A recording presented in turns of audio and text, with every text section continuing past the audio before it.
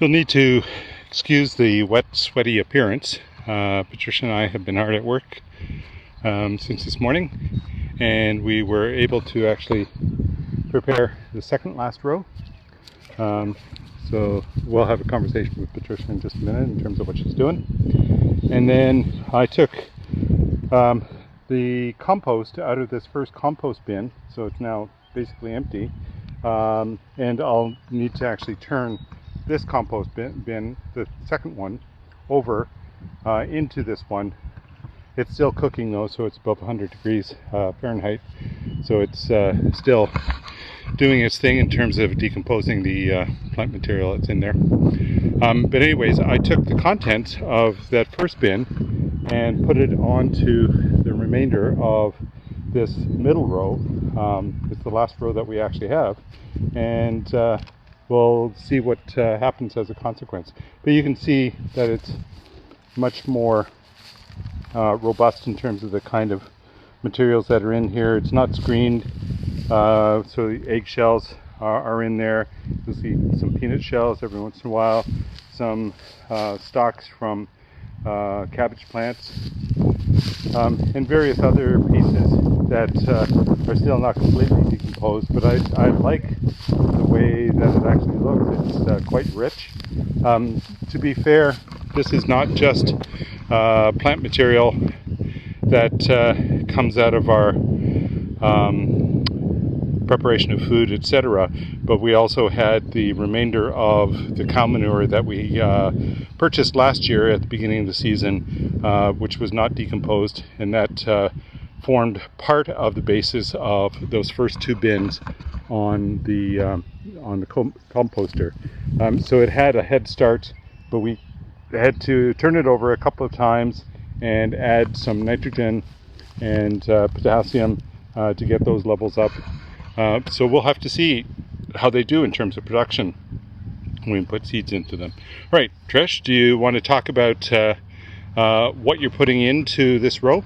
Yeah, so I mean we're kind of just putting in, I don't know, leftover seeds or so, things that we want. Anyway, so I got a package from my daughter-in-law Danielle, a few packages of lovage, which is it's a perennial plant, and it grows about 5 feet tall. Talk about perennials. And it's an herb. We use it in Dutch cooking quite a bit, and we call it machi. And it's between aniseed and parsley, I guess, and you put it in soups and different things, and it's wonderful flavor. Then I planted a whole bunch of basil because she would like to do some more. She'd like to do a lot of pesto. So just a second. So the lovage or lavage is down here in this first section, and then the second section is basil. Right, so we've got a lot of basil. So talk a little bit about the pesto. Yeah, they just like to have pesto on pizza and so on, and so they want to store it, can it, whatever. So she gave me a package of basil seeds. Anyways, next I've got all the rest of the row is butternut squash. So what I've done is made hills, and then I've pressed in about 3 seeds into each of the hills, and in between the hills now I am planting sunflowers, so just gives the garden a little more shade, yeah, and color, diversity, and the birds like it in the fall. It's really nice. So I'm planting about 2 of these in between the hills. We already have sunflowers, just to remind you, in the outside row behind Patricia. They're coming up. I've just covered everything with the straw now for mulch.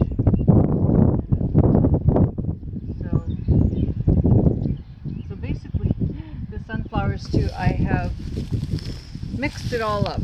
So I have no idea what sunflowers are going to come up. I just Which kind? done a mix. Which kind? I've got the seeds.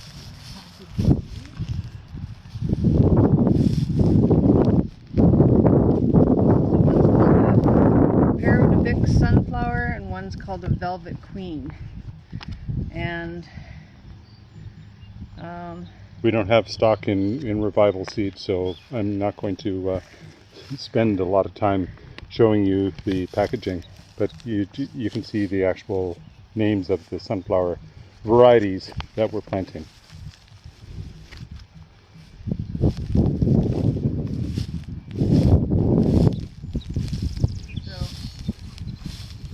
We also took some seeds from our own plants, didn't we, and replanted them? Or what? Not? From last year? The sunflowers? No. I guess the birds got them all. Yeah. And yeah, I do want to try it this year to grab seed. The butternut squash seeds were actually taken from Danielle, and the girls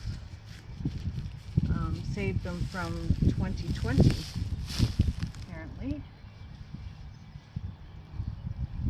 Just enough. Get two between each of the hills.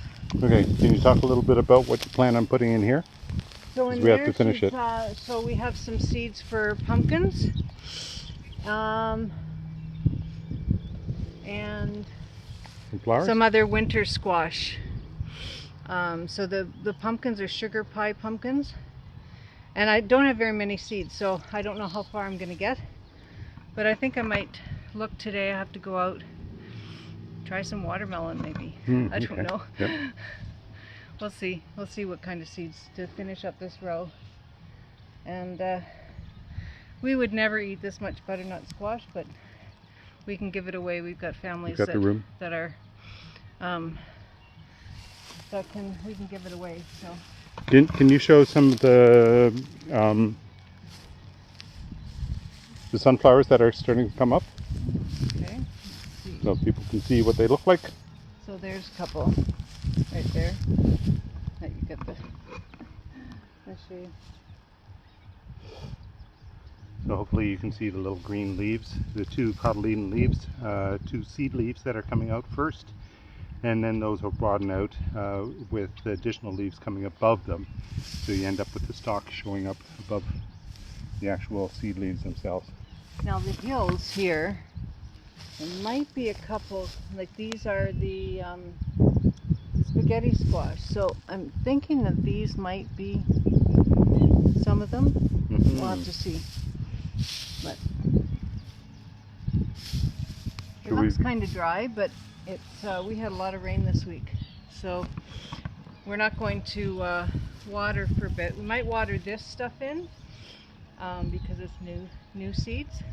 But they're predicting thunderstorms this afternoon, so we'll have to see if we end up with it might get any water anyways. Yeah. Can you talk a little bit about what we're seeing in terms of potatoes here? Yeah, so the potatoes are really coming up. So I was wondering, last year was the first year we actually planted potatoes. So, and we never did the hilling up of the potatoes, so we've kept a little topsoil aside over there that's left over. And I guess in a couple weeks we'll start, as they're getting taller, we'll start hilling them up a little bit. So you put some more soil around them as they grow taller. And the idea is to actually give them additional support before they start flowering, because right after flowering they're going to start putting a lot of their energy back into the potatoes, so the potatoes themselves will be ready to harvest starting as soon as the flowers are all gone. Yeah. So that should be within a month or so. Yeah. And then you want to talk about the onions and so the garlic here. My daughter-in-law's garlic is starting to shoot up scapes, but ours aren't doing that yet. So as soon as they are, we'll start picking them, because then the energy, they won't put the energy into the scapes or the flower of then they'll start putting the energy into Yeah, you'll start seeing the scape showing up as an additional leaf right in the middle of the plant itself. And it comes up here and it's got a little bit of a bulb on it Yeah. before it starts opening up. And you can actually pick the those scapes and eat them. They're really good fried up. So anyways, we'll look out for that. And then the onions are really Taking off. really taking off. So So- I've been actually when I want some like green onion in salads or whatever, I'm kind of snipping off some here and there, and you can just use them for like green onions. So I think these are red onions, right? The ones that really are big ones. Yeah. And there's different camps. Like I've been looking online or whatever, and some say snipping the onions again will make them put more of their energy into the bulbs rather than the green. So the person that I did was experimenting to see if they would do that. So they clipped half of them and didn't clip half of them, and then they'll see if they get bigger bulbs with them. So we might do the same and just see how they do. But look at these, are like these stalks are already getting pretty big. So that's kind of cool. Let's go to the rest of the garden while we're at this. Do a review of what's growing in the rest of it so you can see how they're coming along.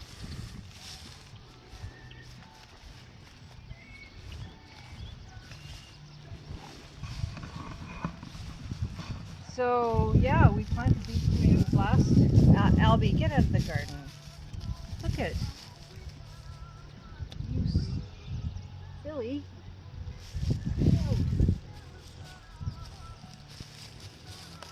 So yeah, our tomatoes are Doing well. Doing well. They're taking off, and we've got beans coming up. So these are the purple beans. Again. Well, what we need to do in the next week or so is to put some strings from the bar that you're seeing here. So this is the electrical conduit that we talked about in earlier plants.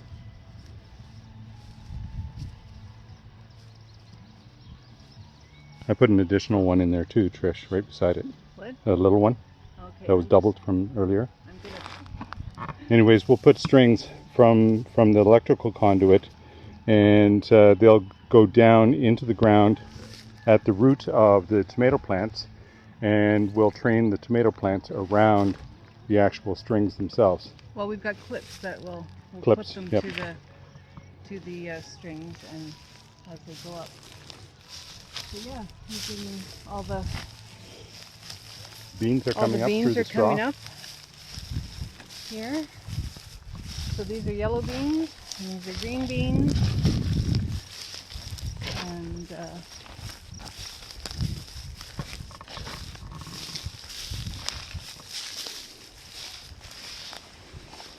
So again, we're keeping the straw on the rows to keep down weeds. You can see that it's not 100% effective. Here we've got some thistles that are starting to grow in. And this is a section where there's supposed to be carrots. Again, I don't see any here, here. but I've seen some. Yeah, oh, look here, up here. here's carrots. Here there are. Yeah. Here's carrots. They're starting to grow. Yeah. In here. They're wee small little pieces that look sort of like really baby grass. So they kind of go all the way up, and then there's a blank spot again. So it must be the piece that I'm using. But, Yeah, well, just a second. So these are the plants that Patricia started under the lights earlier. So that's why they're so much more mature than the other ones that we planted from seed. and I'm so surprised that they are actually thriving. So They're doing very well.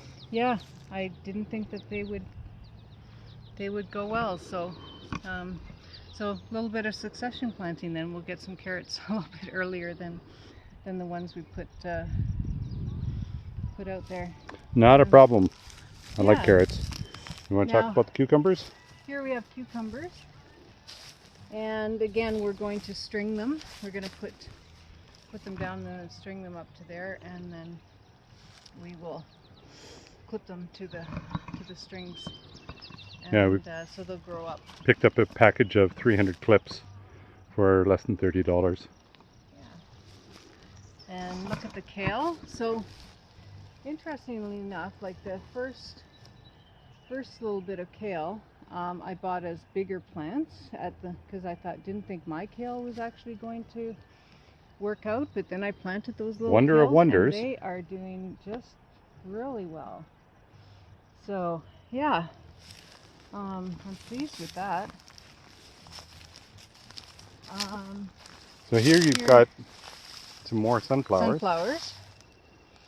And we just had a break here, so I thought I'd plant some sunflowers. And these are much more mature than the other ones. Yeah. So you can see that the initial seed leaves, these yellow ones, they'll drop off, and then this is new vegetative growth that will show up as these larger leaves that you're seeing like this. I think that one's an actual sunflower. There's a sunflower too. Yeah, Yeah. kind of off of it.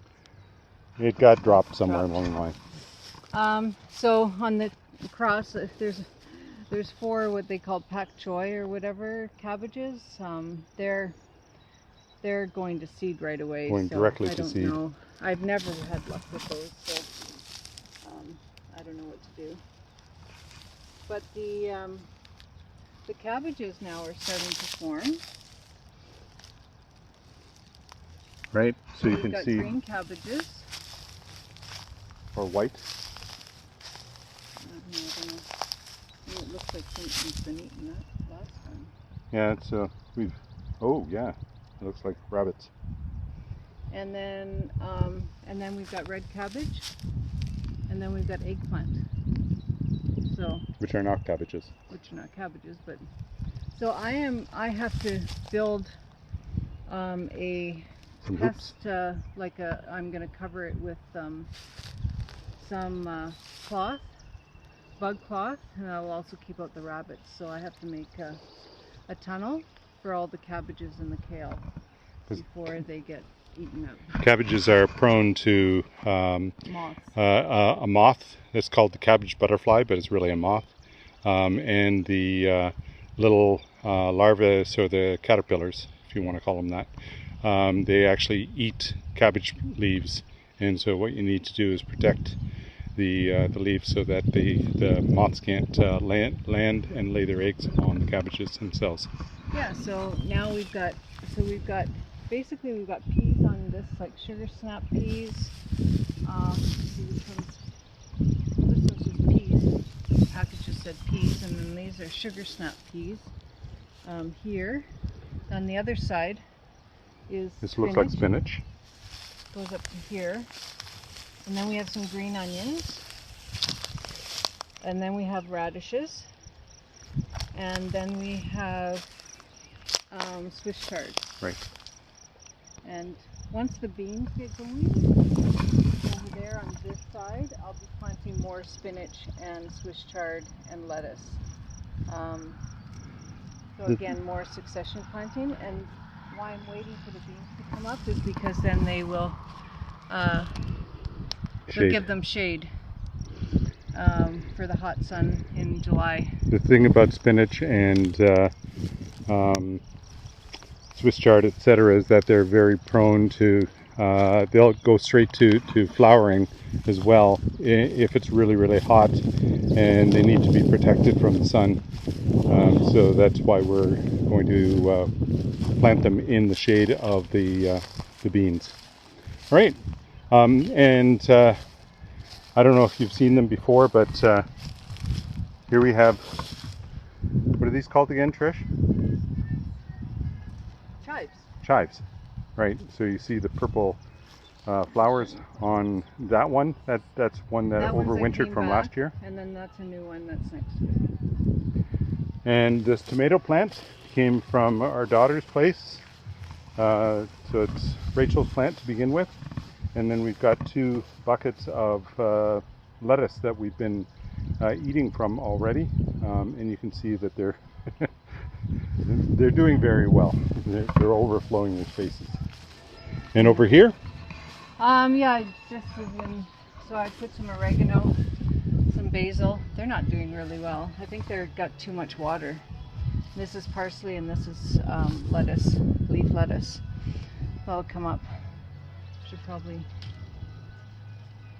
take off the flowers. tops. Then maybe they'll spread out a bit. We can have this in our,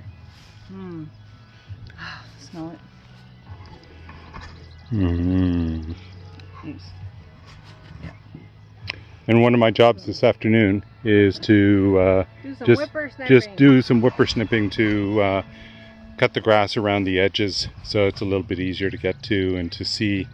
As you can see that we're building quite a crop of hay out in the field, etc. Anyways, that brings you up to date in terms of the garden and what we've been working on. And then the other side of what we've been dealing with is painting and trying to get the house into shape so that we can move in at the end of the month. So that's our real function, our main function, as we move forward in this month. Anyways, I'll get this posted as soon as I can, probably tonight, and we'll talk to you soon.